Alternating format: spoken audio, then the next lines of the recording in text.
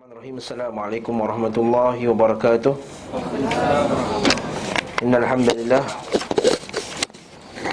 wassalatu wassalamu ala Rasulillah wa ala alihi wa sahbihi wa man tabi'ahu wa wala.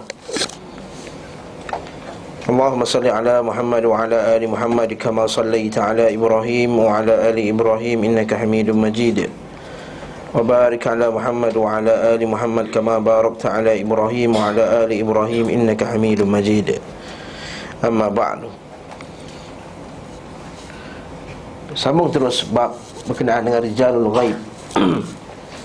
Minggu lepas kita bincang berkenaan dengan masalah bagaimana jin dan syaitan ini boleh menzahirkan bentuknya kepada bentuk-bentuk kehidupan yang lain, sama ada kehidupan yang macam manusia ke, rupa dia binatang ke, ataupun dia dalam bentuk yang menakutkan.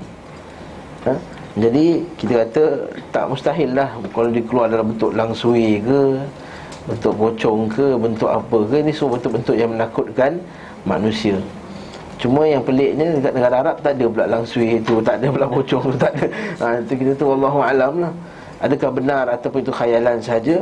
Tapi kita kata syaitan, jin boleh menukarkan bentuknya dalam bentuk yang boleh menakutkan manusia. Dan kita juga bincang bagaimana mereka menzahirkan diri mereka sebagai orang yang saleh, lalu menunjukkan beberapa bentuk apa, dia kata konon-kononnya karamah lah, dia kata benda-benda yang menyalahi adat, kata bahasa Arab, khawarikul adah, benda yang menyalahi adat. Dan dia membantu pula kepada pendakwah-pendakwah syaitan ini, orang yang mengaku dirinya wali, rupanya sebenarnya bukan wali, rupanya syaitan, wali syaitan. Sebab apa? Dia menundukkan jin, dia menggunakan jin sebagai bantuan mereka. Jadi lalu mereka ni minta, kalau nak minta buah dapat buah, nak minta gula-gula dapat gula-gula, lalu dikeluarkan apa saja minta dapat. Dan itu bukannya penipuan, bukannya kita kata magic ke ataupun apa benda, tapi itu adalah bantuan daripada jin. Dan kita bincang masalah ni panjang pada kuliah yang lepas.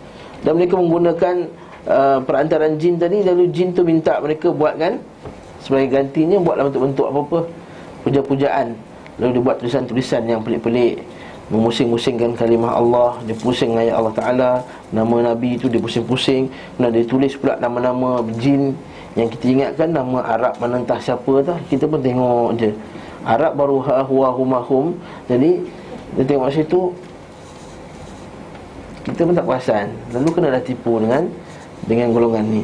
Hari ni ada satu lagi bab berkenaan yang dengan hampir sama, iaitu berkenaan dengan rijalul ghaib. Ada satu bab ni, rijalul ghaib, the unseen man. Bahasa Inggeris apa dia? The man of unseen. Masya Allah, rijalul ghaib. Okey, rijalul ghaib ni apa dia? Rijalul ghaib ni ada satu iktikad, kepercayaan pada setengah-setengah tarikat tasawuf. Bukan semualah maksudnya. Dia kata setengah-setengah tu bukan semua. Jadi orang tasawuf marah saya pula, kata bukan semua. Saya akan tunjukkan ada sebahagian besar tarikat tasawuf yang percaya pada rijalul ghaib. Apa rijalul ghaib ni? Dia percaya ada sebahagian manusia ni yang kita tak nampak.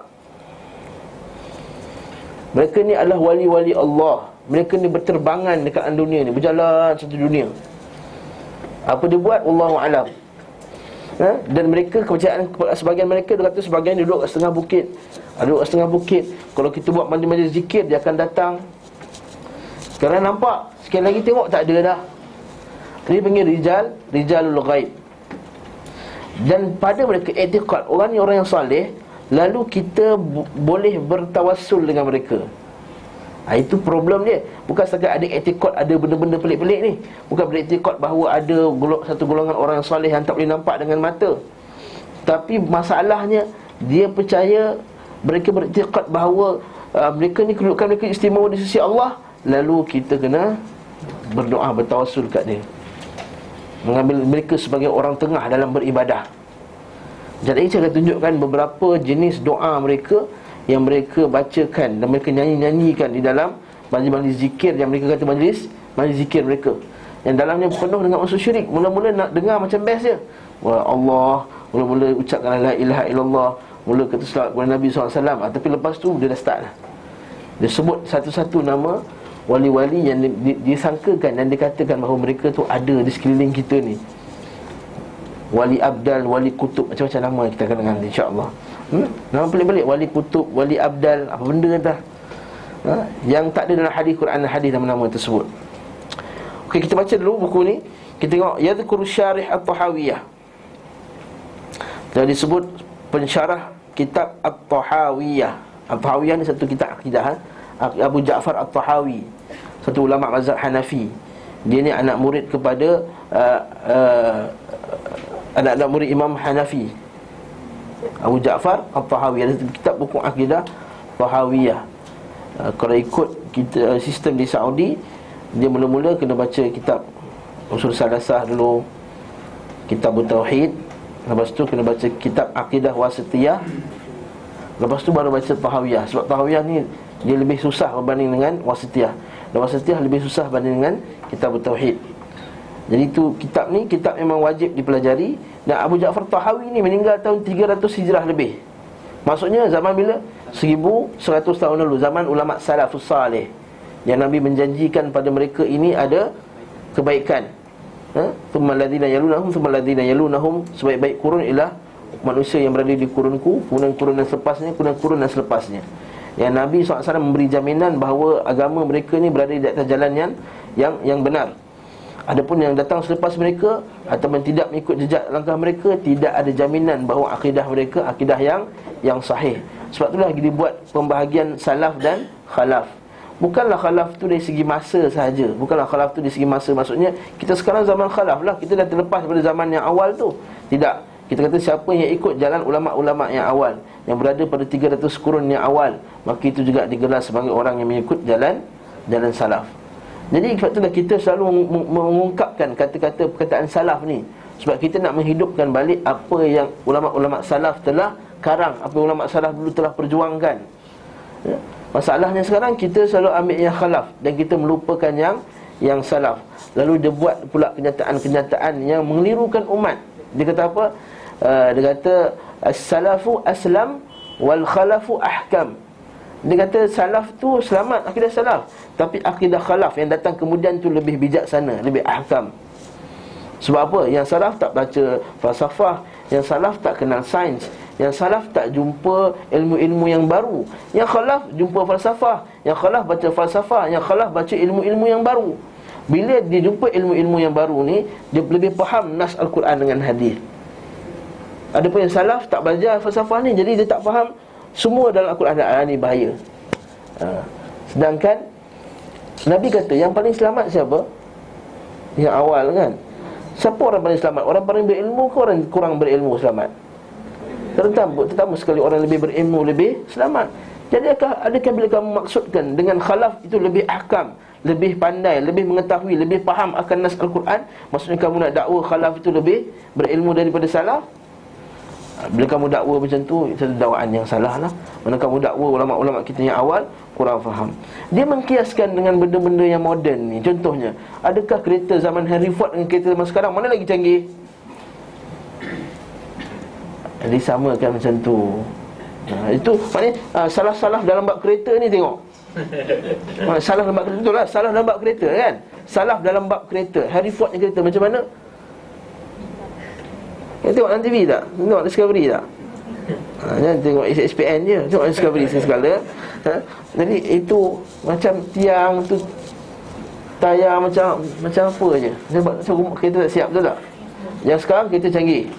Kia yang dulu tak cantik, sekarang dah cantik dah Kia, betul tak?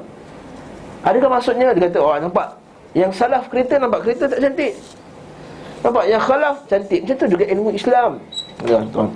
Sembuh ni tengok ilmu Islam yang awal dulu tak sama ilmunya dengan apa yang sekarang dikarang oleh ulama moden. Kita jawab balik, mereka tidak mengarang kitab, tapi mereka lebih faham terhadap Al-Quran dan Sunnah. Itu bezanya. Tak semesti mereka nampak apa yang kita nampak, apa yang mereka tak nampak. Maksudnya mereka kurang ilmu? Tidak. Mungkin kita ada ilmu sains, ilmu apa semua yang boleh menyebabkan kita lebih faham nas kejadian manusia. Mungkin para sahabat tu tak faham macam kita faham. Nampak embryo, zigot, apa semua besar macam dalam Quran tu. Tapi adakah maksudnya mereka tak faham tentang Quran tadi? Tak semestinya. Lepas tu kita kena patah balik ilmu salaf, sebab mereka ada jaminan. Yang khalaf ni kita tak pasti, bercampur aduk ilmu mereka dengan ilmu falsafah. Adakah yakin agama kita tu agama yang bersih? Itu problemnya masalah sekarang. Sebab kita umat Islam sekarang, dia tak cari agama yang bersih, dia cari mana agama yang best. Betul tak? Dia tahu apa ini macam best dia beramal ni, baca 7 kali ni, anak yang UPSR ni, pagi-pagi sedekahkan Al-Fatihah kepada anak. Saya dapat WhatsApp baru ni. Anak naik UPSR, ada satu amalan yang senang untuk ibu bapa, kita mensedekahkan Al-Fatihah kepada anak. Adakah ini pun tak boleh lakukan? Cik kata. Kata mana Mazhab Syafi'i tak sampai, kita kata. Mazhab Syafi'i tak sampai. Okey, sambunglah, saya dah melebih kat tempat lain. Kita Tahawiyah berkata, di antara syaitan-syaitan tersebut ada yang lazim disebut oleh masyarakat dengan istilah rijalul ghaib. Nampak tak? Imam Tahawi ni awal-awal lagi pensyarahan dah declare syaitan. Nampak tak? Awal-awal lagi yang menghuraikan akidah Tahawiyah ni dah declare rijalul ghaib tu apa? Syaitan. Dia tak dipanggil wali lagi dah. Dan sebahagian orang bisa berkomunikasi dengannya. Itu yang kita guru Yahya boleh bercakap tu. Tak ada tengok cerita Imran Joli tu, kan? Tak ada cerita Imran Joli. Oh, orang ni warak betul, Jadi dia kan masa tengah zikir tu dia bangun. Kata Tok Syekh Suhaimi telah datang. Dia pun buat peluk-peluk. Masya-Allah, masya-Allah. Itu rijalul ghaib. Dalam Arqam ada rijalul ghaib, dan Syekh Suhaimi juga nama dia, yang dijumpa dalam Kaabah tu. Masih pernah baca? Baca sikit-sikit. Macam mana kata Arqam Abu Ya tu? Dia kata dia berjumpa dengan Syekh Suhaimi, dengan Rasulullah SAW dalam Kaabah. Syekh Suhaimi tu siapa? Bila tanya siapa Syekh Suhaimi, tak jumpa, tak ada IC, tak ada apa, tak ada. Rupanya apa? Rijalul ghaib. Rijalul ghaib ni. Dan sebagai orang bisa berkomunikasi dengannya. Biasanya yang boleh bercakap ni siapa? Dia punya tok-tok guru je. Sekejap lagi saya akan tunjukkan macam mana ketua tarikat sini dengan dia declare, kamu semua takkan dapat jumpa dengan rijalul ghaib dengan kamu amalkan zikir kami, dan kena melalui guru kami, baru kamu boleh jumpa rijalul ghaib. Hebat orang tu, kita kata ni hebat tarikat ni. Bahkan terjadi pada sebahagian mereka keajaiban-keajaiban yang dengannya mereka menyebut dirinya sebagai wali Allah. Padahal sebahagian mereka membantu orang musyrik untuk memerangi kaum muslimin, dengan alasan bahawa Rasulullah SAW memerintahkan mereka untuk bekerja sama dengan kaum musyrikin demi memerangi kaum muslimin. Pengarang kita tersebut memberi komentar, mereka pada hakikatnya adalah saudara kaum musyrikin. Yalah, orang musyrikin buat syirik dan mereka meminta pertolongan jin. Mereka orang yang syirik, musyrikin juga. Seraya menyebutkan bahawa ada 3 kelompok orang-orang dari kalangan terdidik dalam memandang masalah rijalul ghaib. Dan terjemahan ni, siapa baca yang Indonesia punya, terjemahan dia pening kepala sikit.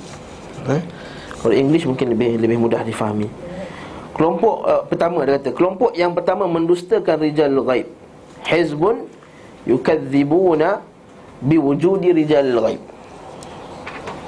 Satu kelompok ni mendustakan ada rijalul ghaib. Walakin qad ayanahumun nas, tapi ada manusia yang pernah tengok rijalul ghaib ni.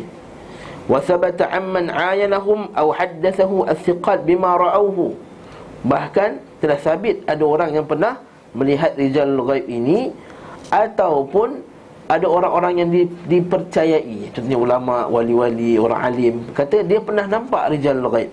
Bima ra'awhu, dia nampak rijalul ghaib ini.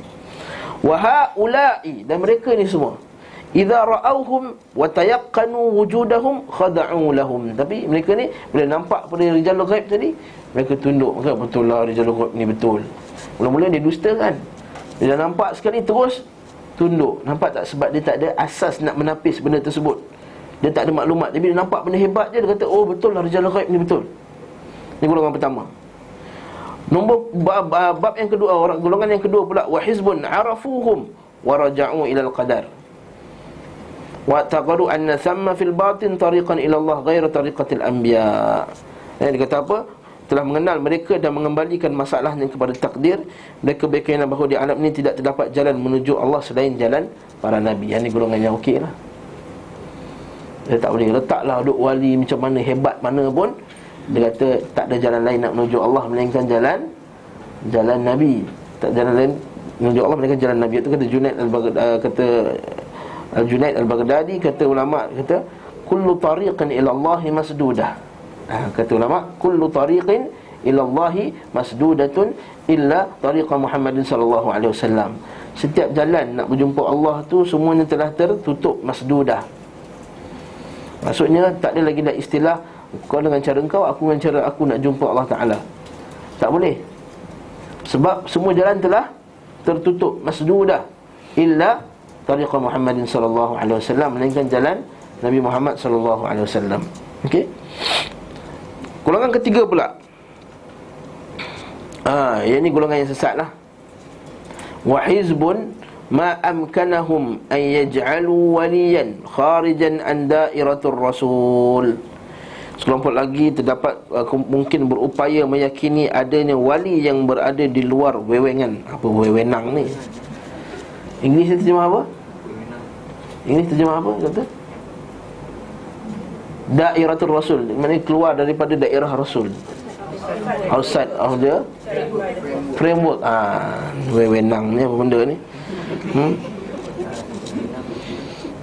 Daerah, bahasa Arab lagi senang, daerah. Nampak? Min daerah, an daerah, nampak daerah ni. Daerah kawasan lah. Maksudnya dia ada kepercayaan bahawa ada yang wali yang boleh maksudnya mendekatkan diri kepada Allah luar daripada daerah Rasul. Ini kufur, kafir. Lepas tu kalau kita baca kitab Nawaqidul Islam, 10 perkara yang membatalkan Islam, yang dikarang oleh Syekh Al-Imam Muhammad bin Abdul Wahhab At-Tamimi, antara perkara yang membatalkan Islam ialah satu, iaitu i'tiqad bahawa guru-guru mereka boleh tidak mengikut syariat Islam. Tak ikut satu benda tau. Tak ikut benda. Banyak orang tak ikut syariat Islam. Betul tak? Ini i'tiqad boleh tak ikut syariat Islam. Ini kafir. Seperti kenyataan guru-guru mereka lah. Guru berzina tak apa, guru kita dah lain tahap dia. Jangan, dia lain, tak sama. Macam Nabi Khidir. Kan Nabi Khidir bunuh budak, tak ada siapa. Nabi Musa yang salah, nampak? Kau tak tahu ilmu kau terhad. Dia dapat ilmu laduni tau.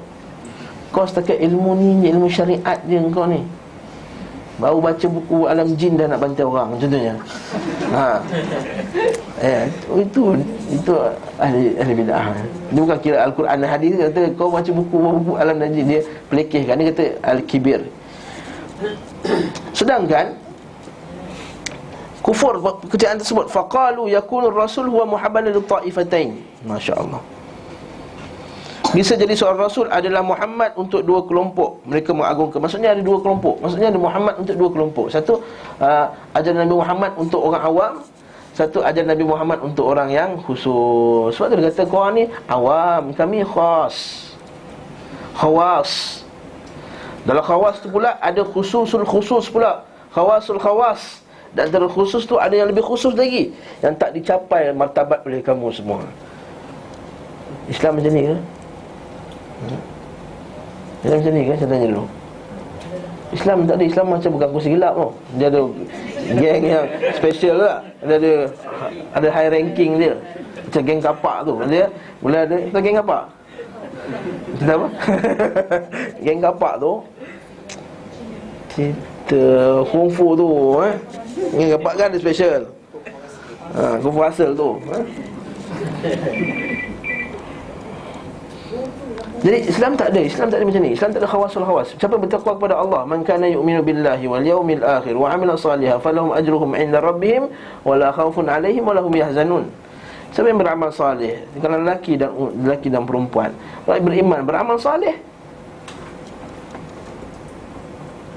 hatta kalau orang yang bersalah sekalipun, laisa 'alal ladzina amanu wa 'amilus salihati junahun fi ma ta'imu idza mattaqau. Kisah berkenaan dengan seorang sahabat dulu, ketika dia minum arak, dia tak tahu arak tu haram, dia minum. Jadi orang-orang yang kata kenapa ni, orang ni sahabat dia minum, dia tak tahu. Idza mattaqau wa amanu thumma taqaw wa ahsanu thumma taqaw wa amanu thumma taqaw wa ahsanu wallahu yuhibbul muhsinin. Kalau orang yang takwa tak ada masalah.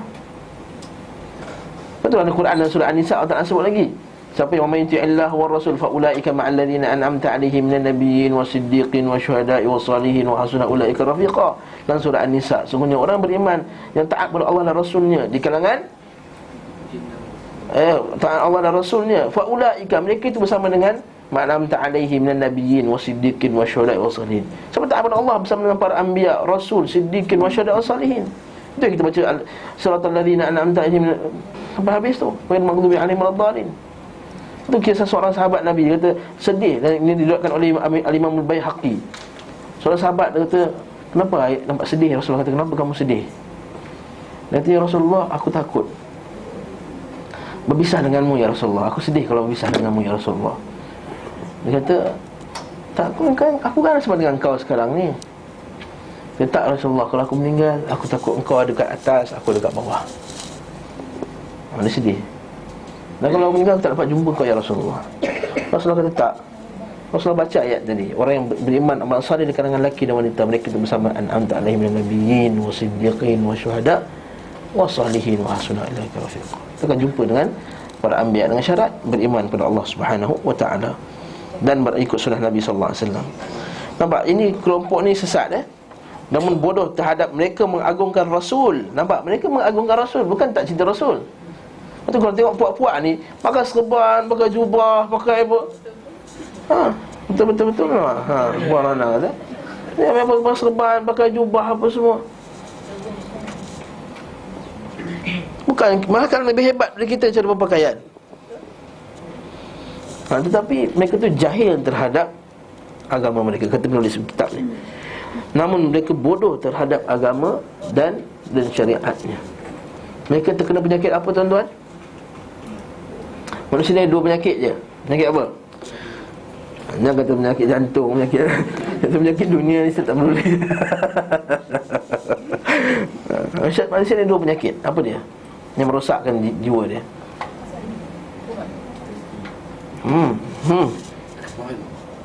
Ya. Wahan tu termasuk dalam dua penyakit tu lah. Tak. Jahil tu pun ialah dia punya detail bawah penyakit tadi. Dia penyakit tu besar nama dia. Macam kita kata kanser. Kanser ada kanser prostat, ada kanser ni, kanser tu. Kanser atas.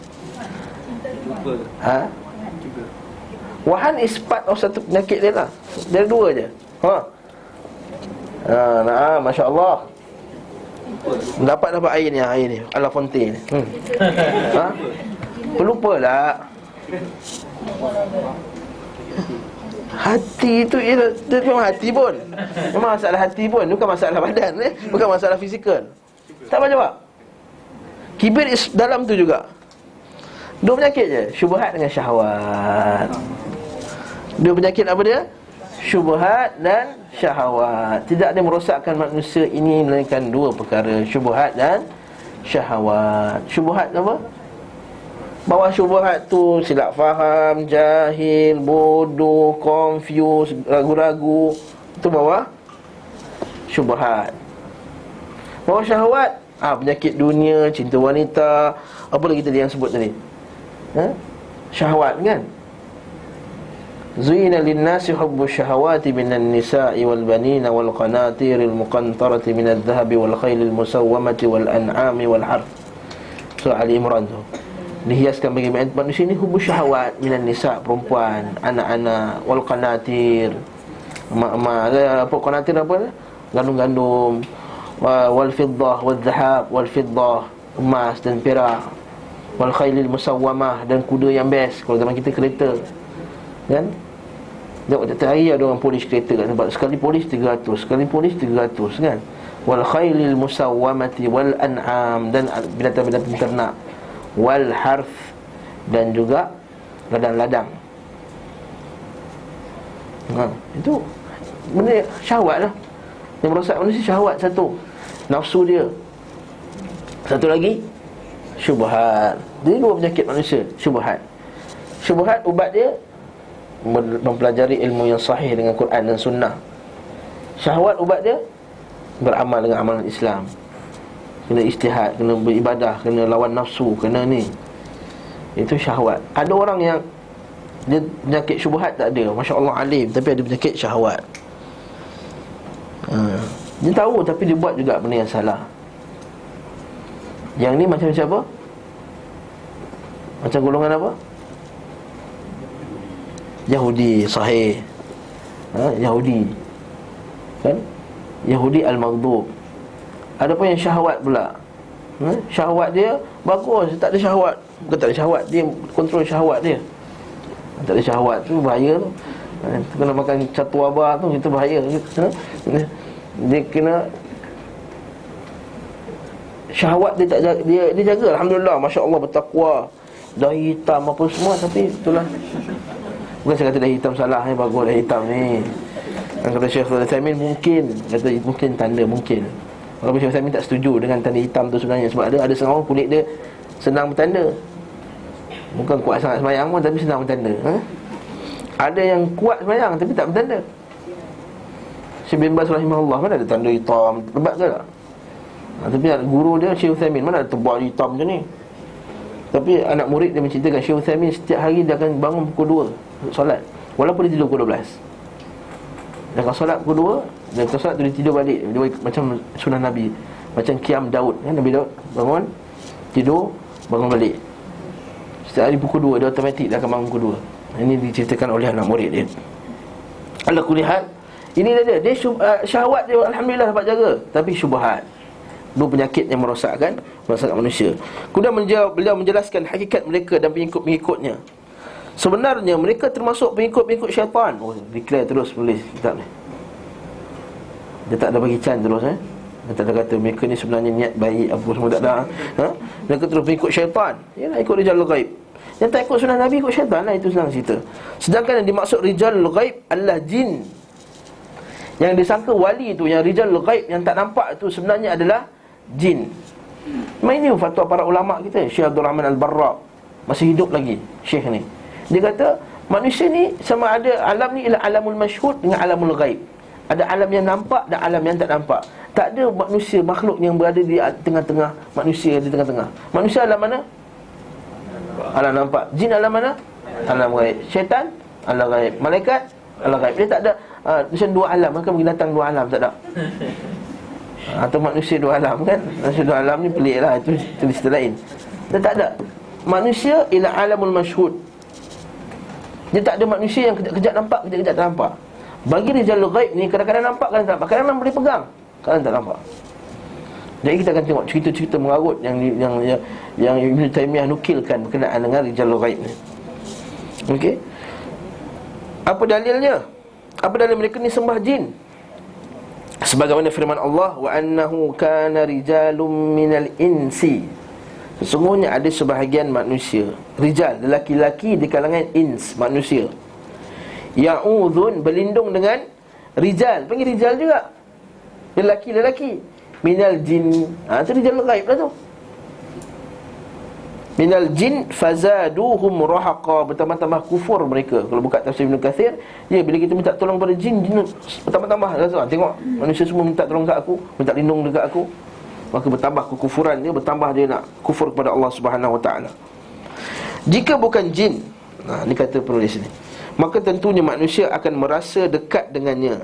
Ya'nasuna fi, kata bahasa Arabnya.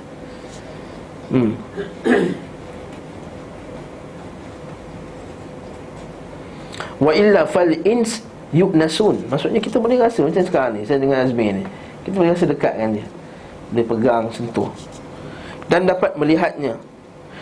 Akan tetapi seseorang kadang terhalang melihatnya, meskipun dia tidak selalu menghilang dari pandangan manusia.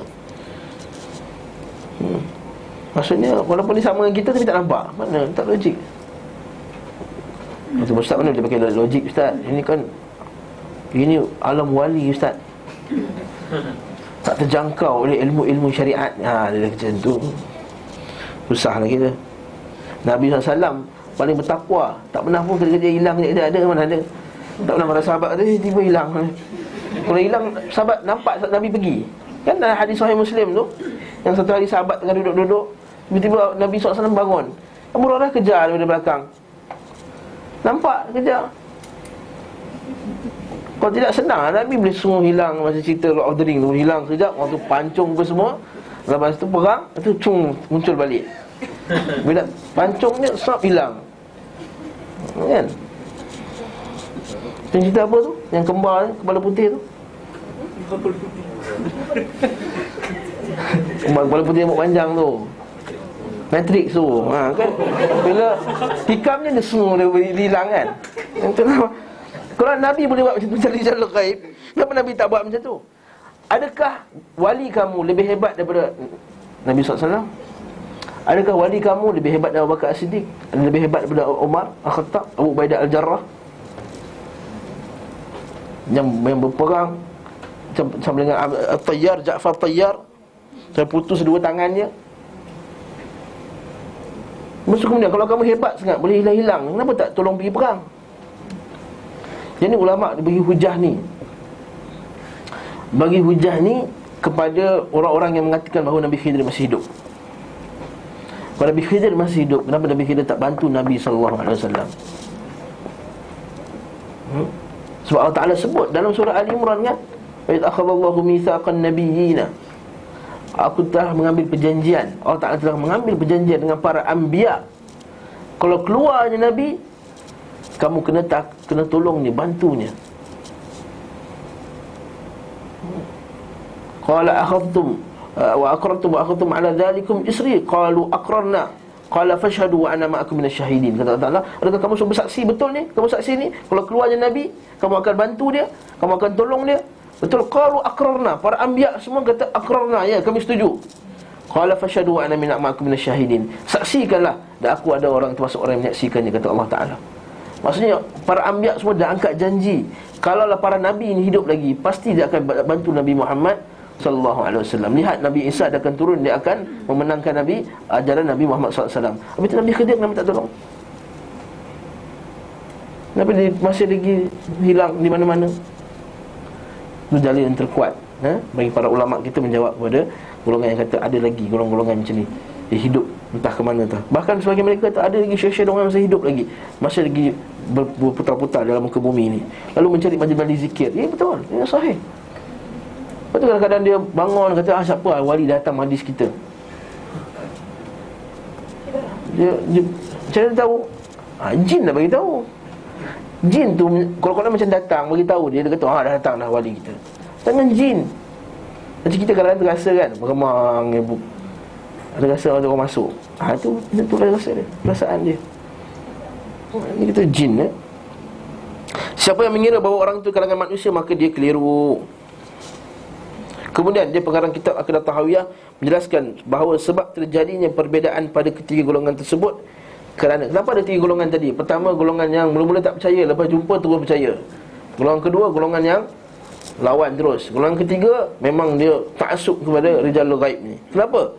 Kerana tidak ada kemampuan untuk membezakan antara wali syaitan dan wali Allah.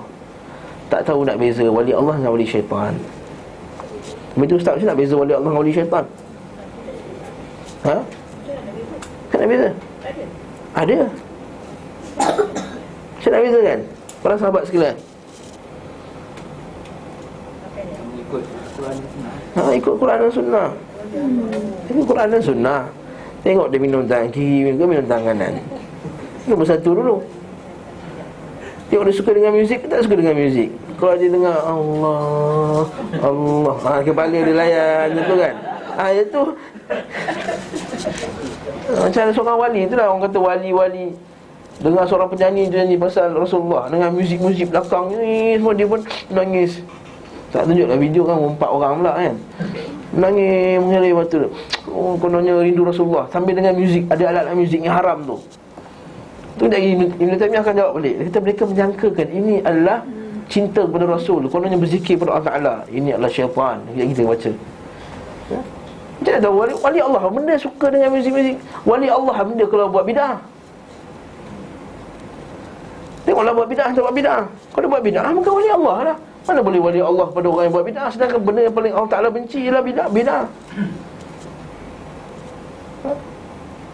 Warahbaniyatun ibtada'uha, dan rahbaniyah, orang Kristian Dia cipta rahbaniyah. Rahbaniyah apa? Tak kahwin apa semua kan? Rahbaniyah nak panggil. Rahbaniyah tu fil Islam. Tidak ada rahbaniyah dalam Islam, iaitu tak kahwin, duduk dalam dia punya biara, panggil apa? Biara kan? Biara kan, duduk dalam rumah dia, tak campur orang apa semua. Ini panggil rahbaniyah. Yang orang setengah orang buat, orang Islam kita buat apa? Pergi duduk dalam gua kan, betapa. Itu rahbaniyah tu. Tidak ada dalam Islam rahbaniyah. La rahbaniyah fil Islam. Allah Ta'ala sebut warahbaniyatun ibtada'uha. Dan rahbaniyah ini apa? Orang Kristian telah ibtada'u, membuat bid'ah terhadapnya, menciptanya. Takkan wali Allah akan buat bid'ah. Itu lagi nak cek. Wali Allah tak buat bid'ah, wali Allah tak buat maksiat, wali Allah tak akan buat benda pelik-pelik. Itu kita kata wali Allah. Ada satu kitab yang bagus, saya sebut banyak kali dah, Al-Furqan Baina Awliya'ir Rahman wa Awliya'ir Syaitan, perbezaan antara wali Allah dan wali syaitan. Baca kitab, dia kata banyaklah dia buat hujah. Wali Allah ni patuh perintah Nabi, wali Allah ni banyak buat sunat, wali Allah akan tinggalkan benda-benda syirik, wali Allah akan tinggalkan benda-benda bid'ah. Macam mana nak kata wali Allah kalau dia berdoa, dia sebut nama makhluk? Ini wali Allah kalau disebut nama madad ya Rifa'i, madad ya Rifa'i, madad. Ini buat nyanyi lagu. Kita melayan goncang-goncang kepala, angkat tangan dengan gendang-gendang dia. Kita pun tertipu. Buatlah sana KL berselawat, Kedah berselawat, Perak berselawat. Rupanya dalam tu selawat penuh dengan selawat syirik. Tak ada dah, mana diorang buat syirik lagi, diorang dah buang dah syirik tu. Ya, mula-mula dia tak ada buang lama-lama. I'tiqad dia madat tu masih dia kekalkan lagi. Satu hamba Allah ni konon nak defend orang ni. Untuk ustaz, orang tak buat dah tahun ni madat tak sebut dah. Kita kata adakah dia tak buat madat tu, di i'tiqad madat tu tak ada? Atau sengaja dia buang supaya tak timbul kontroversi. Bila kamu buat konsert tu, tak ada orang yang akan menimbulkan kontroversi. Masya Allah. Ada setengah orang kononnya belajar sunnah, defend pula perbuatan mereka tu. Dia kata, mana tu orang madat kata, mana ada ustaz tu tahun lepas ni madat tu yang dalam video tu dia nak defend Allah ni. Dia kata la haula wala quwwata illa billah. Dia buang perkataan madat. Bagi siapa yang baru datang kuliah ni, madat tu maksudnya ya Rasulullah bantulah. Kita minta bantuan kat siapa? Allah, bukan kat Rasulullah SAW. Yang kita boleh doa, kata ya Allah Tuhanku, janganlah kau menghalang syafaat nabimu. Itu boleh. Tak boleh kita kata ya Rasulullah bantu kami, ya Rasulullah dapatkan aku anak, ya Rasulullah bagi aku keputusan yang baik dalam peperiksaan. Dan madat tu maksudnya pertolongan. Mana Allah SWT? Dekat sini dia i'tiqad madat tu masih ada. Bahkan dia buat dekat negeri-negeri lain madat tu. Kat Malaysia dia tak buat dalam konsert-konsert mereka sebab takut jadi kontroversi. Sebab nanti kita yang akan lawan, kita tengok syirik. Tapi korang ikut juga. Tu aku geram tu. Nampak sedap je korang ikut juga. Tak ikut lah, Alhamdulillah. Jangan ikut korang maksudnya korang yang lain lah. Tak ikut Alhamdulillah. Oh, tak ikut tak sayang Nabi lah tu. Dah rancok. Aku baca hadis tentang hari ni tak sayang Nabi kata. Kita datang kelas setiap hari, penat-penat datang pagi-pagi, datang kelas Ustaz Ali Sahih Muslim. Ustaz terlambat pun tahan juga, dengar juga, mengaji juga. Datang kelas Ustaz Ridwan kat Bukit Jelutong sana, jauh datang bawa kereta. Datang pula kelas Ustaz Rasul, datang pula dengar pun nak dengar hadis Nabi SAW, dengar akidah. Tak tu kan sayang Nabi ke? Sayang Nabi mesti menyanyi, mesti bergendang. Masalah mereka ni. Apa yang sesuai maka dikatakan salih. Yang kata beliau menjelaskan tentang wajibnya mengukur perbuatan, perkataan dan keadaan manusia dengan kitab dan sunnah. Okey. Bukanlah kerja kita pergi cek orang ikut sunnah ke tak ikut sunnah.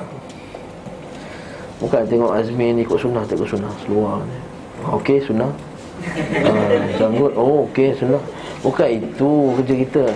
Tapi kalau orang tu dah dakwa dia wali, kita kena cek lah. Dakwa dia wali, dakwa dia apa semua, kita kena periksa kan. Sama ada sebab yang suruh periksa ni bukan kita, bukan saya, bukan Ustaz Ridwan, bukan Ustaz Fatul Bari ke, tidak. Yang suruh cek ni siapa? Imam Syafi'i rahimahullah. Bila kamu tengok orang terbang kat udara, cek dulu sembang subuh ke tak. Siapa suruh cek tu? Imam Syafi'i, bukan kita. Kau marah Imam Syafi'i. Apa yang sesuai maka dikatakan salih, apa yang bertentangan maka dikatakan dia salah, keliru. Apa istilah ni kata keliru? Ghalitan, ya, salah, ghalat. Apapun yang dilakukan oleh manusia dan dia memperlihatkan keadaannya, tidaklah dia dikatakan beriman, apalagi sebagai wali Allah, meskipun dia terbang di udara atau dapat berjalan di atas air, sebelum dia berpegang teguh pada Quran dan sunnah Nabi SAW. Jadi senang cerita, ada dua golongan yang terbang. Satu ikut sunnah, satu tak ikut sunnah. Satu wali Allah, satu wali syaitan. Habis cerita. Satu wali Allah, satu wali syaitan. Tapi biasanya cerita pelik datang daripada buat bid'ah je, tak datang dari orang sunnah. Janganlah kita kata Syekh Muhammad Wahab satu hari berterbang sampai tak ada. Itu dia kata tu tak wali tu. Lepas tu dia kata tak wali, tak ada terbang pun tak wali. Wali ada karamah, mesti tak wali ada karamah. Soalan yang bagus daripada Puan Masyilah. Mesti tak wali tak ada karamah. Karamah tu benda. Kalau karamah mengikut terjemahan buku teks sekolah Darjah 2, Darjah 3 Islam, sekolah agama Jawi dan Jais, iaitu karamah itu ialah perkara yang berlawanan dengan adat. Berlawanan dengan adat tu maksudnya apa? Kalau adat ni manusia tak boleh terbang, berlawanan dengan adat lah tu, yang berlaku kepada orang-orang yang saleh, yang dipilih oleh Allah Subhanahu Wa Taala. Itu karamah. Jadi perlu tak wali ni ada karamah? Soalannya. Kita selalu silap faham bahawa karamah tu mesti benda yang magic. Itu kesilapan kita pertama. Kata Ibn Taymiyah rahimahullah, istiqamah itu adalah karamah terbesar bagi seorang wali Allah. Yang saya sebut dalam kuliah lepas, pakcik tu 30 tahun sembahyang subuh berjemaah, tak pernah miss saf pertama, kecuali kalau dia sakit dan dia musafir. Itu karamah. Orang tu baca Quran tak pernah miss, setiap hari dia akan baca satu muka surat, tak pernah miss selama dah 40 tahun. Lepas subuh je dapat baca Quran, lepas subuh dia dapat baca Quran, tak pernah miss selama 30 tahun sampai dia sakit, sampai dia meninggal. Ini karamah. Al-Imam Nawawi rahimahullah, dalam umur dia berapa tahun saja, dia start belajar dalam umur 18, Imam Nawawi, dan meninggal masa umur 45. Berapa tahun tu? 27 tahun lebih kurang. Dan dia karang kitab lebih daripada orang yang berumur lebih panjang daripada dia. Karamah tak? Karamah. Al-Imam Al-Bukhari rahimahullah boleh menghafal hadis, boleh dengan sekali tengok saja, dengan sanad-sanadnya, dan sekali dengar, dia boleh hafal. Karamah tak? Karamah. Tapi orang tak nampak benda ni. Syekh bin Baz rahimahullah sehingga ke akhir hayat dia boleh mengulang Quran. Dengan tak nampak dia boleh ulang Quran, membaca Quran dengan tak silap pun. Karamah tak? Karamah lah ni. Kita yang duduk tak hari nampak Quran pun silap lagi, baca Lam Yakunil pun tersilap-silap lagi, tertukar-tukar lagi. Innal ladzina kafaru min ahli kitab, tertukar-tukar lagi. Ada yang setengah tu lakum dinukum waliyadin, tak jumpa.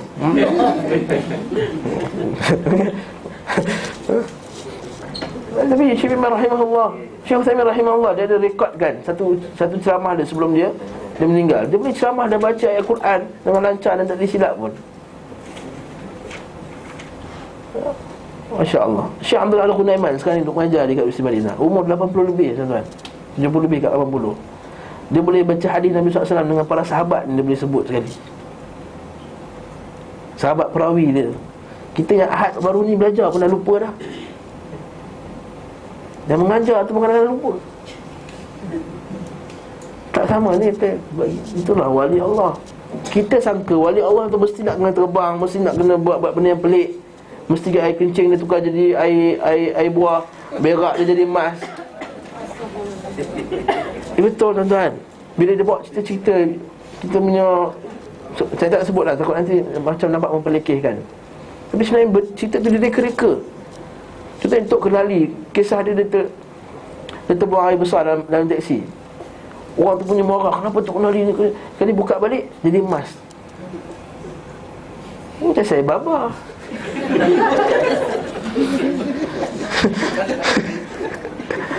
Tak nak saya baba, keluar emas dalam mulut dia. Rupanya dia simpan bawah ni lah. Innalillahi wa inna ilaihi. Tapi kita tak nafi boleh berlaku. Kalau kita baca buku Al-Lalikai, Syarah I'tiqad Ahlussunnah wal Jamaah, baca juga kitab Ibn Taymiyah, dia sebut para sahabat semua ada karamah. Usaid bin Khudair ada karamah, Imran bin Husain. Dia mungkin sebut dalam kuliah hari Ahad 2 minggu lepas. Imran bin Husain, setiap hari malaikat datang bagi salam dekat dia. Sebab ketika dia sakit, dia tak buat al-iktiwa. Iktiwa tak kawi, yang besi panas tu. Kerana Nabi kata 4 golongan yang akan masuk syurga tanpa hisap. Satu, yang tak percaya, yang tak minta orang jampi dia.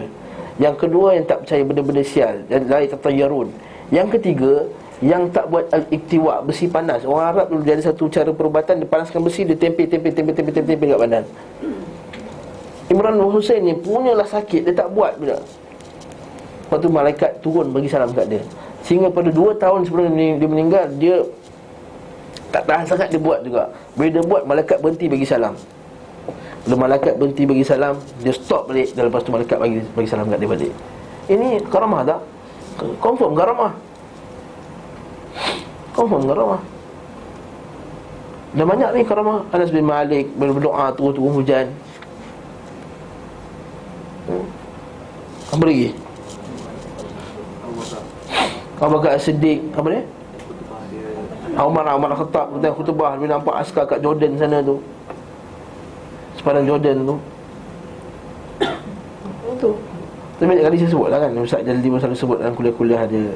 Karamah ni dia bukan macam apa? Bukan macam Ultraman tu. Dia panggil dia, tus, macam nak saya buat tu. Terus dia kata ni pung naik atas terus jadi. Bukan jadi sukria perkasi hitam kan? Bukan. Dia bukan macam tu. Dia bukan boleh pakai. Kalau macam tu dah lama tak payah buat GPS dah. Umar kata don't worry. Okey, sekarang ni aku susun macam ni. Ini maksudnya karamah bukan di bawah kawalan manusia. Tapi masalah puak-puak mereka ni boleh nak terbang bila-bila, dia boleh minta buah bila-bila boleh dapat. Macam Al-Hallaj kita bincang sebelum ni, ya? Seorang hamba hendak memiliki standard untuk membedakan wali Allah. Bahasa Inggeris apa? Standard juga ya. Dan mana wali syaitan, mana orang saleh dan mana talih. Talih itu jahat lah. Jika tidak, maka dia akan tersesat dan mengira musuh Allah sebagai walinya. Dan memang sekarang ni standard tersebut adalah Quran dan Sunnah. Jadi macam mana kalau kita nak ukur orang Quran dan Sunnah, kita Sunnah pun tak belajar? Satu lagi, itu masalah. Orang awal sebab apa tertipu? Sebab dia tak belajar Quran dan Sunnah. Jadi macam nak ukur ustaz tu ikut Quran dan Sunnah? Bagi dia okey lah tu, Sunnah lah tu, pakai serban, pakai jubah, Sunnah lah. Nampak tak? Sebab dia tak ada ukuran lain. Dia tak ikut Sunnah, ikut apa hadis Nabi, akidahnya. Kalau kata Allah Ta'ala di mana-mana, wali Allah apa benda tu? Kata Allah Ta'ala ni akidah siapa? Akidah hulul ittihad. Semua mana dapat macam wali Allah. Cantik ni. Maka dia benar sebagai wali Allah. Jika tidak, dia sama sekali bukan wali Allah. Meskipun kita melihat dia dapat menghidupkan orang mati, dan dapat merubah barang tambang yang murah menjadi sangat berharga. Ibn Taymiyah berkata, siapa yang tidak dapat membedakan antara kondisi yang bersumberkan dengan ajaran Allah dengan bersumber dengan aspek kejiwaan, maka akan rancu baginya antara hak dan yang batil. Sebab kadang-kadang orang tertipu dengan masalah kejiwaan ni. Satu lagi, golongan ni akan masuk kat kita, pengaruh kita dalam masalah jiwa. Sebab kalau ustaz sunnah, kalau ceramah duk ngutuk orang je, Ustaz Inos tu, kalau ceramah duk ngutuk je, dia masalah jiwa. Kita perlu membezakan jiwa kita ini kotor apa semua. Tak merujuk pada mana-mana lah. Tak ada hidup hati. Dia sebut lah, jiwa kini kotor. Gulub. Dia sebut gulub. Belajar kat Yaman. Orang Yaman sebut qaf jadi ga. Jadi kita menjaga perkara-perkara gulub kita. Gulub. Ustaz ni betul lagi. Betul. Tak ada masalah. Jaga masalah hati tak salah, betul. Antara benda yang perlu dijaga ialah masalah hati. Banyak orang yang binasa sebab hatinya rosak. Atau yang belajar sunnah pun sebab hatinya tak betul, maka dia bermusuh-musuhan. Betul. Tapi bukanlah kamu cerita masalah hati itu pasport bagi kamu nak masuk kepada benda-benda yang bid'ah yang lain. Lepas tu kalau dia cerita masalah hati, perhati juga. Adakah dia cerita masalah hati dalam ruang lingkup Quran dan Sunnah? Ada orang kata, ustaz, kalau dengar ustaz-ustaz sunnah masalah hati, tak ada ustaz sunnah yang bagus seperti fulan dan fulan, dia sebutlah. Datang kuliah dia ustaz, mengalir mata ni. Gelak pula Zaki mengalir mata, betul kan? Mengalir mata. Dia kata kata mengalir mata bukan dalil, kita tu. Mengalir mata bukan dalil. Banyak je orang yang bila berceramah boleh menyebabkan air mata. Betul tak? Buat main mata ni dia perlu main dengan perasaan, suasana. Lagu keluar lagu cerita Melayu tu belakang kan, suasana dia akan menyebabkan orang tu boleh menangis. Macam grup tu lah, tak nak sebut lah. Tapi apakah menangis itu disebabkan suasana ataupun menangis itu atas sebab pada Quran dan Sunnah? Yang Allah Ta'ala sebut dalam Quran, wa idza tutla alaihim ayatul rahman kharru sujjadan wa bukiya. Iaitu orang beriman ini bila dibacakan ayat Allah, kharru sujjadan wa bukiya, dia tunduk dan dia menangis. Adakah kamu dekat rumah bila kamu baca ayat Allah Ta'ala kamu menangis? Kalau tak kat rumah tak menangis, tapi bila dengar ceramah tu menangis. Maksudnya apa? Bukannya sebab Quran tu kamu menangis, sebab suasana tu yang menyebabkan kamu menangis. Yang ni banyak orang tertipu dengan setengah-setengah orang. Dia pasal lampu sedap, bunyi dia best, tu letak seorang dua untuk menangis kat situ. Nanti kau menangis tau. Dia start menangis, orang lain menangis lah. Kita bukan nak ngutuk, tapi ini hakikat yang sebenarnya berlaku. Jadi kita menangis bukan sebab kita kalau nak menangis betul, kita cek dulu seorang-seorang dalam rumah baca Quran, kena kat kita, menangis tak? Kalau tak menangis, maksudnya kamu hati keras lah. Tapi kalau depan orang, time macam ni menangis, dia tengah ceramah menangis, maknanya itu dikuasai oleh suasana. Memanglah kita tak salah, menangis tu baguslah, walaupun dikuasai oleh suasana. Tapi kita kata itu bukan dalil. Kita kata dalil bahawa dia benar atau tidak. Yang benar atau tidak ialah dia cerita masalah tu kena Quran dengan Sunnah atau tidak, tepat tak dengan Quran dan Sunnah. Kalau bawa cerita-cerita wali-wali yang tak sahih, bawa cerita-cerita yang khurafat, macam mana kita nak dekat dengan? Lepas tu kita akhirnya dia punya kesan dia apa? Kesan dia, orang yang ikut tadi tu, dia bukan yang terpaut hatinya pada Quran dengan hadis tadi. Dia terpaut kepada guru. Habislah. Dan terpaut pada guru, habis ya. Itu yang guru dia lah wali, guru dia lah ni, semua guru dia je. Tak salah nak sayang guru, betul macam Ibn Qayyim sayang pada Ibn Taymiyah. Tapi kita tengok anak murid Syekh Uthaymin, anak murid Syekh Albani. Tak ada yang macam kata Syekh Albani ni lah wali, ambil yang buku. Memang tak ada macam nak ambil baju Syekh Albani, sapu-sapu muka, cium-cium sapu, apa semua, tak ada. Sebab dia faham barakah seorang guru itu ialah barakah pada ilmu yang kamu amalkan daripada guru tersebut. Bukan pada saya punya apa ni buku ni, ganti ustaz dah meninggal ni, inilah buku ustaz pakai dulu. Tak, bukan macam tu. Bukan macam tu. Tak ada. Itu masalah kita sekarang. Okey, dan siapa yang tidak diterangi hatinya oleh Allah dan dengan hakikat iman dan mengikuti Al-Quran, dia tidak akan dapat mengetahui jalan dari hak dan yang batin. Bilanya rancu silap sebagaimana pada masa lalu orang-orang salah menilai Musailamah. Musailamatul Kadzab kan, sebagai orang ikut dia. Musailamah ini nabi palsu. Ada orang kata dia nabi, bayangkan. Sebab dia boleh buat benda-benda yang pelik. Sebab dia boleh buat benda-benda yang pelik. Lepas tu yang kita tengok ayah pin. Sebab apa antara orang ikut ayah pin? Sebab apa? Sebab dia boleh mengubat orang, betul tak? Sebab orang daripada Denmark mana tak datang, Holland ke apa, beriman dengan dia. Orang kafir ni, Holland ataupun European country lah, datang dan beriman dengan dia. Ikut salah satu yang kena tangkap tu orang putih. Sebab dia kata bila dia sakit, datang ayah pin berjaya mengubatkannya. Nampak sekali lagi tertipu. Sebab apa? Kata, walaupun hidupkan orang mati sekalipun tak boleh ya? Padahal sesungguhnya mereka telah berdusta. Ibn Taymiyah telah mengarang kitab yang berharga, yang jika anda memahaminya akan jelaslah bagi anda perbezaan besar antara wali Allah dan wali syaitan. Mungkin kita akan buat daurah kitab ni. Kita panggil satu ustaz akan huraikan kitab ni. Ya, mungkin kita buat daurah 2 hari ke. Kitab yang sangat bagus untuk kita mengkajinya. Sekarang saya tunjukkan tuan-tuan dan puan-puan rahimakumullah sekalian, kita baki lagi beberapa minit ni, beberapa contoh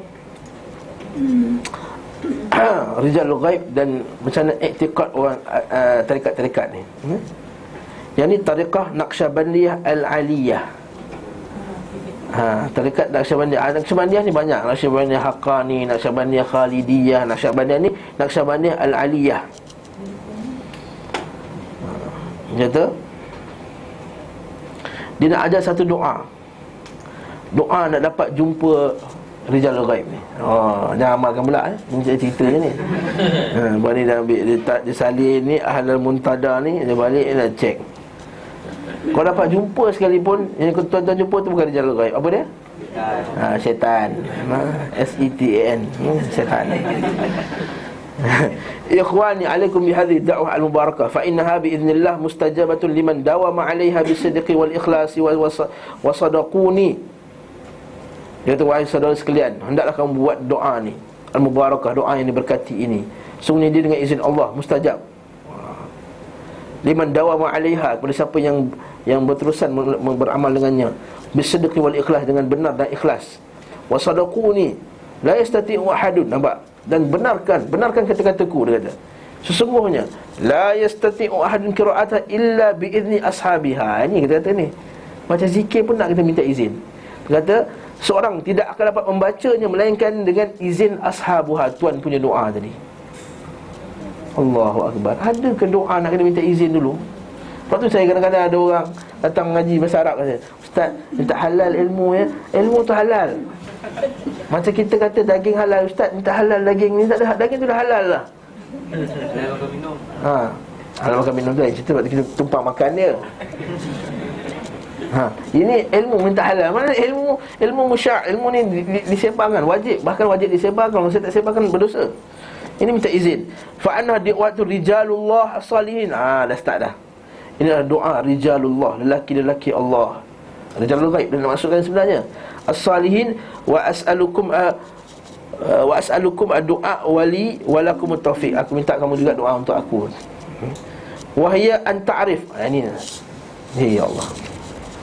Dia kata nak doa tu kamu kena tahu kat mana nak menghadap mana doa. Kita doa menghadap mana? Menghadap kiblat afdal.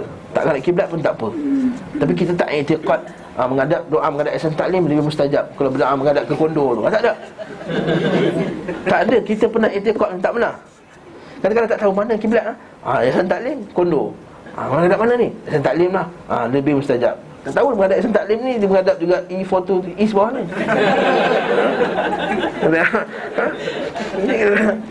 Dia kata, khalas. Kita tak ada i'tiqad macam tu. Tapi bagi orang yang ada i'tiqad macam tu, itu kita kata, ni bid'ah. Kita baca ayat pertama dah tahu dah, ini bukan wali Allah. Dia kata, al-khassah bihim fi al-yawmil arabi. Kata ada hari-hari Arab. Allah musta'an. Thumma tusalli rak'atain. Solat 2 rakaat. Nampak? Dia kan letak solat 2 rakaat. Tapi apa tujuan untuk solat 2 rakaat tadi? Saya tanya balik, apa tujuan untuk solat 2 rakaat tadi? Sebab nak jumpa Rijalul Ghaib. Saya kata solat ni solat yang syirik ke solat yang tak syirik? Syirik. Betul Allah Ta'ala sebut dalam Quran, wa man arada al-ajilata ajjalna lahu fiha ma yasha'u liman nurid. Siapa nak benda yang cepat daripada amalan-amalan agama ni, kami akan bagi dia ajjalna lahu fiha ma yasha' liman nurid, pada siapa yang kami kehendaki. Lepas tu kalau orang dia baca Quran nak dapat kebal, memang dapat kebal. Sebab Allah Ta'ala kata ajjalna lahu, kami akan bagi dia. Tapi ulaika fil akhirah laysa lahum fil akhirati illa an-nar. Mereka tu akhirat tak ada apa-apa melainkan kami neraka. Jadi kita kata syirik mahdah. Ini kata riak mahdah. Maksudnya dia beramal dengan ayat Quran, beramal dengan salat, tapi niat dia langsung kerana Allah, tapi untuk dapatkan ganjaran. Sebab tu kita tuan-tuan, kita tak boleh solat. Sebab apa kamu solat? Kau tak solatkan anak aku PSA dapat berapa nanti? Oh, tak boleh solat macam tu. Innalillahi wa inna ilaihi raji'un. Kalau doa, kalau tak doakan orang tak, nanti kan apa, nanti kita miskin dalam dunia ni. Oi, innalillahi. Jangan kita semata-mata kerana tu. Ajalna lahu, kita akan bagi yang cepat. Jadi kata apa? Semua tu satu rakaatain wa takhtu khutwatain ila al-amam. Kemudian langkah, dua langkah ke depan. Nampak tak? Ini kata bid'ah ni, dia buat teknik yang tertentu. Wa tatawajjah ila makanihim sawa'an kanu fi syarqi aw al-gharbi aw ay jihan fa 'alaika bitawajjuh bidu'a ala tilka jihah. Kamu tak kisah kamu ada di barat ke di timur ke apa, tapi bila kamu berdoa kamu kena menghadap ke tempat tersebut. Apa tempat tersebut? Dekat bawah ni dia cerita. Iaitu apa? Kalau 7 hari bulan, 14 hari bulan, 22 hari bulan, 29 hari bulan, menghadap ke timur. Pada 4 hari bulan, 12 hari bulan, 19 hari bulan, 27 hari bulan, menghadap ke barat. Menghadap ke utara. 3 hari bulan, 15 hari bulan, 23 hari bulan, 30 hari bulan. Cantik. Memang. Okay. Al-Janub, menghadap selatan pula. 8, 11, 18, 26. Kalau 6, 12, 1, Syarqi, Shimal Syarqi. Shimal Syarqi, timur laut. Atas timur laut kan? Timur laut. Shimal Gharbi, barat daya. Barat laut, barat laut. 5 bulan, 3 bulan. Cantik lah tu memang. Habis tu satu dunia dia menghadap nanti. Betul tak? Kau nak doa tiap hari, menghadap semua. Menghadap. Innalillahi wa inna ilaihi raji'un. Ya Allah Ta'ala di mana-mana. Cantik. Okey, apa lagi? Saya nak ambil dunia maksud doa tu.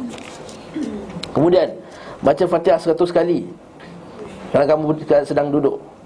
Kemudian summa doa tadi lah 7 kali. Apa doa dia? Wala haula wala quwwata illa billahil aliyil azim. Starting kan macam tu. Starting memang sedap lah. Starting macam la ilaha illallah apa semua. Macam kita lah jumpa tu, bismillahirrahmanirrahim. Baca Fatihah sama-sama je. Tu baca. Lepas tu dia baca apa tak tahu. Ala Sayyidina Muhammadil Ummi wa ala alihi wa sahbihi wasallam. Alaikum ya rijalul ghaib. Apa benda ni pula ni? Dia tak panggil pula, wahai rijalul ghaib. Tadi kata tadi mula-mula asyhadu an la ilaha illallah asyhadu anna ya rijalul ghaib. Kamu sedang berdoa kat siapa ni? Allah ke rijalul ghaib? Ini kita kata syirik, macam syirik orang jahiliah dulu. Berdoa ke Allah tapi doa juga dekat makhluk. Assalamualaikum ya arwah, ya muqaddasah. Salam ke atas ruh-ruh yang suci. A'inuni, bantulah aku liwajhillah, kerana Allah. Innalillahi wa inna ilaihi. Bantulah aku kerana Allah. Dia minta doa dekat yang si mati, kemudian minta doa kerana Allah. Nampak tak? Ini iltibas, ni kata talbis iblis. Dia campur-campur yang betul dengan yang salah. Biquwati wanzuru. Nampak? Bahasa Arab ni wanzuru ni kata arahan kepada orang yang ramai. Jadi tak boleh lagi kita nak kata mungkin ditujukan kepada Allah kot, bukan kat wali, kalau kita nak sangka baik. Tapi dalam bahasa Arab kita tak kata, kita tak gunakan lafaz jamak kepada Allah Ta'ala, betul tak? Ya Allah bantulah. Bahasa Arab dia tak ada. Dia kalau ramai pun kata kamu semua bantulah saya, awak bantulah saya. Dia satu kata kerja je. Dalam bahasa Arab kalau minta orang ramai tolong, dia ada lafaz yang lain. Kalau minta seorang, lafaz dia lain. Tu kena belajar bahasa Arab tu. Nak terangkan pun tak kerti saya macam nak suruh Dia akan ada tambah waw alif kat ujung biasanya. Nampak macam ni, wanzuru ilayya binadharihi ya qutubul ghauth. Kutub ni gelaran bagi wali je lah, bukan Syekh Kutub tu cerita lain.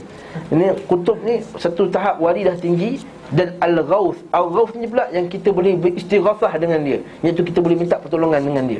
Tak semua wali kita boleh minta pertolongan. Dia wali ghauth je kita boleh minta. Ini kata Masya Allah, ini doa al-mayyit, ini mahd, kufur mahdah. Ini kata syirik mahdah ni, syirik yang pure syirik. Ya aqtab, ya nujaba, wahai yang orang yang terpilih. Najib tu orang terpilih maksudnya. Ya nuqaba, wahai ketua naqib.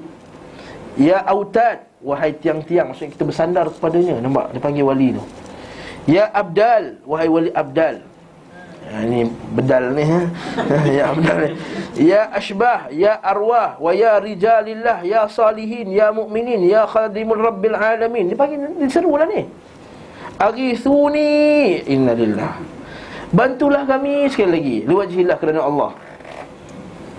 Fa inni abdun zalil, aku ni hamba yang hina, fakir. Sekali lagi, dia menghinakan dirinya kepada makhluk. Ini satu lagi bentuk syirik. Sebab maksud ibadah ialah apa? At-tadhallul. Ibadah tu maksudnya apa? Penghinaan diri kepada Allah ma'al mahabbah, dengan cinta, plus cinta. Jadi ibadah. Kita kalau cinta kat orang dengan keadaan kita tidak menghinakan diri kepadanya, tak jadi syirik lagi. Cinta kat mahu bukan main cinta lagi. Tapi kalau suruh dia pijak, "Ai boleh tak ai pijak kepala you bang?" Kalau ai boleh pijaklah, ai sayang kat you pijak kepala ai. Itu jadi ibadah. Betul. Sebab ibadah itu ialah at-tadhallul, penghinaan diri, plus at-ta'abbud, plus al-mahabbah, plus al-khauf, takut. Itu namanya ibadah. Lepas tu dalam ibadah kena ada 3 benda ni: penghinaan diri, plus cinta, plus takut. Kalau ada pada makhluk macam tu tiga-tiga, maksudnya kita telah beribadah kepada dia. Macam disebut tadi, aku ni hamba yang fakir. Diseru hamba yang fakir tu, dia cakap kat siapa? Saya cakap dekat ni, Azmi, wahai Azmi, aku ni hamba yang fakir. Adakah maksudnya saya cakap kat Allah Ta'ala? Tak, kata, ya Allah, aku ni hamba yang fakir. Tapi dia terbalik. Bila kita kata ini syirik, tak, yang dimasukkan tu dengan Allah Ta'ala. Nampak tak? Dia cuba nak tafsirkan, nak pusing ayat tadi. Apa lagi? Talabtu minallah al-qadir ar-rabbir rahim al-jalil nafadh hadzal amr. Baru kata aku minta kepada Allah supaya dapat menyelesaikan urusan ini. Nampak dia campur-campur. Ana talibu mi'awwil alaih wa atharta himmati ad ilaih. Dan aku mengharapkan engkau memberi kesan terhadap permintaan tadi. Masya-Allah. Maksudnya bagi dia minta ke Allah Ta'ala terus tak boleh. Dia kena ada wali itu punya pertolongan, baru doa jadi mustajab. Inna lillahi wa inna ilaihi raji'un. Fadrikuni, maka capailah aku, fadrikuni bi'awanikum, dengan bantuan kamu. Washmiluni bi'anwarikum, dan liputilah aku dengan cahaya kamu. Cahaya siapa ni? Kum ni bahasa Arab, maksudnya kamu semua, bukan Allah Ta'ala. Sedangkan Allah Ta'ala sebut dalam Quran, Allahu nurus samawati wal ard, langit, cahaya langit dan bumi. Mathalu nurihi kamishkatin fiha misbah. Kita baca Quran tu dalam surah An-Nur. Wafakku anni talasim al-man', dan cabutlah daripada aku ikatan-ikatan yang menghalang aku daripada dapat kebaikan. Tak syirik kan ni? Wal uyun inni amantu bi rabbikum, aku beriman Tuhan kamu. Pandai pula lepas tu dia masuk balik. Fasmi'uni, dengarlah aku, dengarkanlah.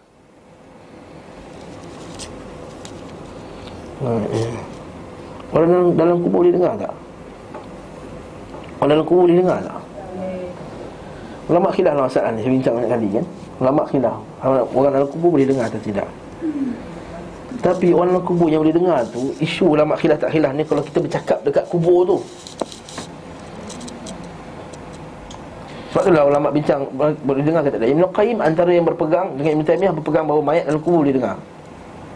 Sebab tu dia kata Assalamualaikum. Awal dalil dia kata kita bagi Assalamualaikum ni ya ahli kubur. Kata apa guna bagi salam kalau tak boleh dengar. Tapi jawab ulama mazhab lain pula, ulama lain kata macam kita jawab, macam kita Assalamualaikum ayuhan nabiyyu wa rahmatullahi wa barakatuh, Assalamu alaina wa ala ibadillahi salihin. Salam ke atas hamba Allah yang salih. Adakah maksudnya semua dengar Assalamualaikum?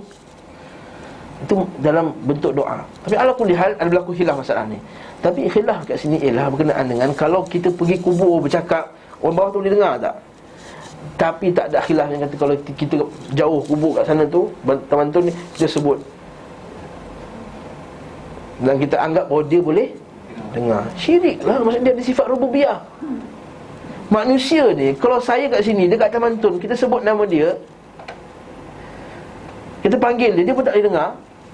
Kalau kat Serambut lah, kita panggil dia, Syawal, Syawal, panggil, dia tak boleh dengar. Tolong. Kalau saya i'tiqad bahawa dia boleh dengar, maka maksudnya saya letakkan sifat rububiyah.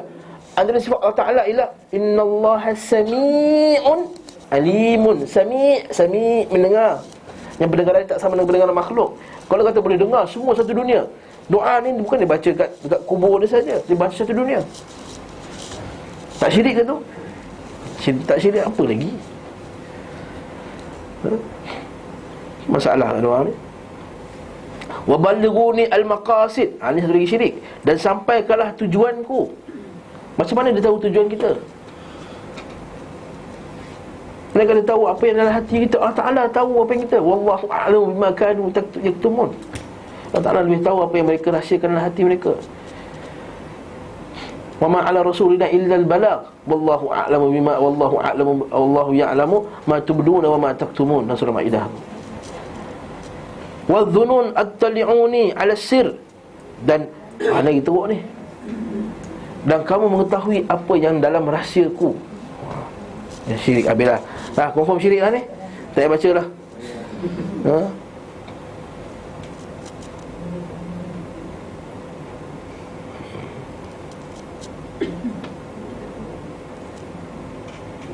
Last sekali, hayya ya rijalul ghaib. Marilah sini wahai rijalul ghaib. Aghithuni, lindungilah aku, tolonglah aku. A'inuni, bantulah aku. Adrikuni, dapatkanlah aku dengan kemuliaan Rasulmu. Nampak pandai campur lagi. Ini satu. Ini masuk tarikat lagi. Degil. Ini pula satu lagi doa. Ini satu lagi tarikat. Yang ni tarikat Qadari, Al-Arwah Ar-Rahmaniyah. Di Fadilatul Syekh Al-Faqir Al-Qadiri, tarikat Qadariyah. Kalau letak Al-Faqir macam tu lah. Bismillahirrahmanirrahim. Alhamdulillah Al-Walil Karim. Standard lah starting. Wa sallallahu ala Sayyidina Muhammad wa ala ahbabi fillah. Kekasihku kerana Allah. Assalamualaikum warahmatullahi wabarakatuh. Amma ba'd. Kata aku tak tahu macam mana aku nak start benda ni. Saya hebat sangat doa ni. Wa min aina intaha kitabah. Walakin a'biru an hubbi wa taqdiri wa ihtirami li syakhs ar-rijal as-salih al-arif billah Maulana Asy-Syarif Al-Faqir Al-Qadiri. Tapi aku nak cerita kat engkau ni tentang kecintaanku dan macam mana aku meletakkan hak takdiri, aku letakkan kedudukan yang tinggi terhadap guruku, pada seorang lelaki yang salih. Kita ni sahabat Nabi pernah bagi harta-harta kepada Sahih Bukhari. Nabi pernah bagi harta-harta sekian-sekian. Nabi bagi orang, ada satu orang Nabi tak bagi dia, ada sebagian orang Nabi bagi. Jadi sahabat kata, ya Rasulullah, kenapa tak bagi? Dia tu orang yang beriman. Nabi kata, bal huwa muslim. Bahkan dia muslim. Sahabat kata, tak, dia orang beriman. Bal huwa muslim, Nabi kata. Maksudnya kita ni nak kata dia ni si fulan dan si fulan beriman pun, sebenarnya Islam tak galakkan. Apatah lagi letak gelaran salih apa semua. Nak confirmkan dia salih. Betul lah dia kata la uzaki 'ala Allahi ahada. Tu kalau orang beriman, bila kita sebutkan, katakanlah kita sebut berkenaan dengan si fulan dan si fulan. Kalau saya sebutkan berkenaan dengan Ustaz Rasul Dahri, la uzaki 'ala Allahi ahada. Maksudnya aku tak cakap apa yang melainkan aku tahu, yang Allah Ta'ala lebih mengetahui hakikat yang sebenar. Itu cara ahli sunnah. Bila sebut berkenaan dengan, lepas tu kalau kita baca surat tazkiyah, iaitu kalau kita nak masuk Mufti Madinah ke masuk apa, dia tulis itu, aku tidak memberi tazkiyah ni melainkan apa yang aku tahu secara zahirnya. Allah Ta'ala lebih maha mengetahui tentang keadaan yang sebenar. Hatta sahabat Nabi berlaku pada seorang wanita, dia kata, ya Rasulullah, dia ni ahli syurga, dia kata. Apa yang menyebabkan kamu tahu tak dia ahli syurga? Jadi dia buat sekian, dia kata, Nabi kata, aku berharap dia ahli syurga. Nampak tak? Beza. Lepas tu kita sama juga, kita boleh kata diri syahid, fulan syahid, tak boleh. Itu dalam usul sunnah. Tak ada usul sunnah kan kita meletakkan syahid kat atas seorang menegak apa yang telah dinaskan oleh Rasulullah. Itu juga soleh, kita hanya kata jadi masya-Allah dia ni soleh orang ni. Tapi nak kata dia ni rajul soleh al-arif billah, lebih mengetahui tentang Allah Taala. Yang ni bahaya. Puji-pujian yang terlebih, apatah lagi kalau dia masih hidup. Apatah lagi kalau dia masih hidup, terang sebut dia ni al-arif billah Maulana apa sekian-sekian. Kalau Maulana tu gelaran pada orang yang belajar kat India tu lain cerita, macam Maulana Asri tu. Itu gelaran bagi siapa sampai tahap darjah tertentu, dia bagi gelaran Maulana. Tapi kalau Maulana maksudnya orang yang penjaga kita. Itu masalah. Apa doa dia? Da'watu rijalul ghaib, doa untuk panggil rijalul ghaib, wal ghawthul qutub sahibuz zaman. Dia kata doa ini mempunyai cahaya yang sangat kuat. Tak boleh, la yastati alaiha, kita tak mampu nak baca doa ni melainkan lelaki-lelaki macam kita punya tuan guru je. Illa rijalat kamula mithla maulana, orang yang telah sempurna. Nampak tak? Sempurna pula. Tadi dah letak macam-macam pujian lagi. Sempurna macam guru kami Al-Faqir Al-Qadiri. Waliman yujizahum mimman, dan siapa yang dia bagi ijazah saja. Satu lagi perangai mereka ni, doa bagi ijazah, serban bagi ijazah. Dah baca hadis sahih, dah jumpa dah Nabi baca doa ni, tak boleh amal selagi tak dapat ijazah. Apa benda ni? Ini sesat confirm grup ni. Fi dairatin nurihi wa mulahadz qalbihi, dan perhatian pada hatinya, wa ainihi mumiddan lahum bil himayah li istiqbal mithl tilkal anwar. Dapat cahaya. Dan dengan doa ini terangkatlah darjat lelaki, wa takmul sa'irin, akan menjadi sempurna, bin nafahat wa tallis al afdhath bil maqamat wa tamla al kaun al isya'at. Maksudnya bila dapat doa ni semua, cahaya dia akan menerangi. Kalau siapa mampu baca doa ni dan dapat cahaya, dia akan cahaya dia menerangi seluruh alam. Dan ni tambah ni, Khidir, Ilyas, Daniel akan menjadi teman kamu, julasa. Baca doa ni, Nabi Ilyas, Nabi Khidir dan Nabi Daniel akan duduk jadi julasa. Julasa ni maksudnya teman, duduk sama-sama, jalis.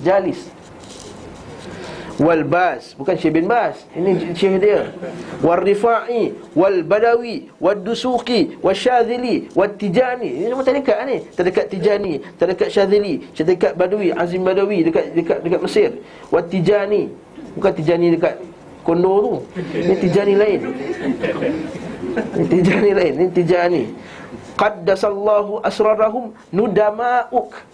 Dia akan jadi nudama. Nudama ni saya buka kamus. Nudama ni maksud apa? Rupanya apa? Iaitu orang yang makan minum bersama dengan kita. Al-musahib ala syarab wal masamir. Maksudnya akan duduk sama kita ketika makan dan minum, akan teman sentiasa. Innalillah. Ini cerita apa ni? Taqra, baca apa? Baca Fatihah li sayyidil wujud.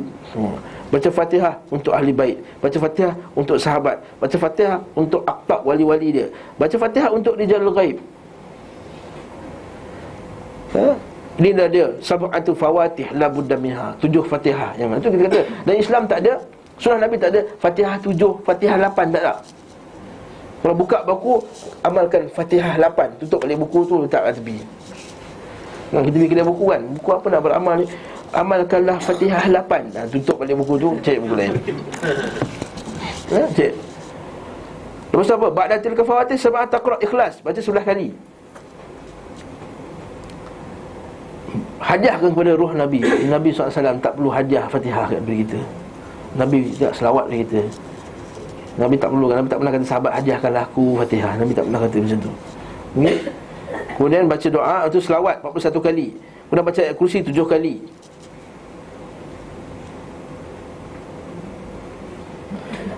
Untuk apa? Dengan niat menjaga akal dan hati dengan roh, supaya mendapat cahaya-cahaya musyahadat.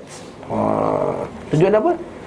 Dapat cahaya. Betul orang ni amal untuk dapat cahaya, dapat special. Lepas tu dia duduk mengaji kelas ni, dia tak dapat apa-apa. Lepas tu dia kata, apa gelarmu dapat apa? Tak dapat apa. Kita dapat cahaya, dapat naik martabat, dapat guru-guru, dapat duduk dengan Nabi Daniel, dapat Nabi ni semua. Kau dapat dengan siapa? Itu dah cerita dia. Okay? Kita bacalah doa dia. Lebih kurang samalah. Allahumma inna nas'aluka bi karamatil arif. Kami memohon kepada kamu ya Allah dengan karamat para wali. Mohon kepada Allah dengan karamat wali, ya. Wa al anfas salikin ala munazil an tumidduna bi tibin anfasihim wa tadna lana min thimar gharasihim ya Ghaus ya Qutub. Mula-mula doa ke Allah, tiba-tiba datang ya Ghaus ya Qutub, ya Aqtab, wahai wali-wali. Tempat doa ni suka campur doa tu. Kejap-kejap kat Allah, kejap-kejap kat wali, kejap-kejap kat Allah. Orang yang dengar tu, mana ada ustaz dia kata ya Allah, ya Allah. Tak tahu ya Ghauf, ya Aqtab. Ini suruh kepada siapa? Ini salah satu contohnya. Ya Ahlul Qudur, ya Rijal Amdad, ya Ahlul Salsalatul Jaras, ya Ahlul Sulah, ya Rijalul Barzah, ya Ahlul Daqa'iqul Mumtaddah. Masya Allah. Oi. Baca ni, baca. Lepas tu, lepas habis, lepas tu tunggu lama-lama, dapatlah, datanglah dia Rijalul Ghaib tadi. Bukan lain ni gambar je. Ini pula dia nyanyian dia. Saya nak tengok kat sini. Ini dia punya lirik dia. Bagus dia. Dia bagi lirik sekali. Senang kita punya kerja. Susah nak dengar apa dia cakap. Allah tak terang kan. Nak cerita bawah ni, dia kata Madad ya Rasulullah, madad ya Habibullah, madad. Okey, kata Rasulullah madad. Okey lagi. Sayyidi As-Siddiq madad. Minta Abu Bakar pula. Sayyidul Faruq madad. Minta kepada Umar pula. Sayyidi Dhinurain, iaitu Uthman. Ya Abul Hasanain, iaitu Ali. Ya Rifa'i, dah start dah. Ya Rifa'i madad, ya Badawi madad, ya Qadiri. Tadi sebut Qadiri tadi kan? Ya Qadiri madad, ya Dusuki madad, ya Sayyid madad, ya Sayyidul Rawasi madad, Sayyidul Marashi madad, ya Rasulullah. Patah balik ya Rasulullah. Zara ba'da jafa hajiri wa wafa'u zaman safa ayyuhan nadama. Wahai orang yang mendekatkan diri, ziarahlah kami. Ini dah dia kesimpulannya. Okey. Terkeluar pula kat sini ni. Itu sebab tak jumpa. Sebab dia ada karang sebuah buku. Saya tak stop kat sini lah. Baca lagi kisah depan, tak cukup lah. Dah 45 dah. Baca kisah ni macam-macam lah. Dia kata Rijal dia campak kasut hilang. Baca minggu depan kita baca Ibn Taymiyah punya komen pula. Campak kasut hilang. Syekh tu ambil campak hilang kat udara. Hebat tu. Sekali lagi datang, dia bila kena rompak dengan perompak, sekali dia kata, wahai wali Rijal Ghaib, bantu aku. Sekali tiba-tiba datang peti, mati semua perompak tu. Ada sebahagiannya bagi balik kasut tadi.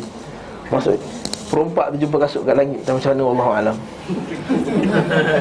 Ini dia kata, ini semua cerita-cerita hurau, cerita nak tunjuk hebat lah, dia kata. Sedangkan ia bertentangan dengan Allahu musta'an. Tapi banyak orang kita terpedaya dengan benda ni. Bukan sedikit ya. Yang ikut kita ni sikit je. Yang ikut ahli sunnah ni sikit kat Malaysia ni. Yang pelik-pelik ni banyak. Lepas tu mereka boleh bersatu menentang yang benar. Lepas tu dia kata, la yastawil khabithu wat tayyib walau a'jabaka kathratul khabith. Jangan, tak sama. Allah Ta'ala kata, kul, katakanlah wahai Muhammad, tak sama yang buruk dan yang elok. Walaupun yang buruk tu telah, banyaknya buruk tu menyebabkan, dan janganlah banyaknya buruk tu menakjubkan kamu. Untuk banyak orang ikut menakjubkan kamu. Walau a'jabaka kathratul khabith. Wallahu ta'ala alam bissawab. Ada iklan apa? Minggu ni kelas Ahad ni, kelas insya-Allah Ustaz Idris pertama. Dia akan mulakan kelas di Yayasan Taklim hari Ahad pagi 8.30 pagi. Dia akan bawa kitab Usul Sunnah Imam Barbahari, kitab manhaj yang patut kita belajar. Dan satu lagi kitab fiqh, ensiklopedia fiqh sunnah, fiqh praktis oleh Ustaz Idris Sulaiman, graduan daripada Universiti Marina, master daripada UKM, dan sekarang berkhidmat di Kedutaan Arab Saudi sebagai penterjemah dan satu lagi khusus haji bahagian 2. Sabtu ni pukul 11.30 pagi. Khusus haji bahagian 2 pukul 11.30 pagi. Wallahualam. Minta maaf sekiranya silap bahasa, silap perli, kita silap kutuk minta maaf, saya ceramah saya macam ni. Yang baik daripada Allah Subhanahu Wa Taala, yang buruk atau kelemahan diri saya, yang hakikat daripada Allah Subhanahu Wa Taala. Kita jumpa lagi pada minggu hadapan biiznillah. Tutup dengan tasbih kafarah dan selawat kepada Nabi sallallahu alaihi wasallam. Subhanakallahumma bihamdika asyhadu an la ilaha illa ant astaghfiruka wa atubu ilaik. Sallallahu ala Muhammadin wa ala alihi wa sahbihi wa sallam. Alhamdulillahirabbil alamin. Wassalamualaikum warahmatullahi wabarakatuh.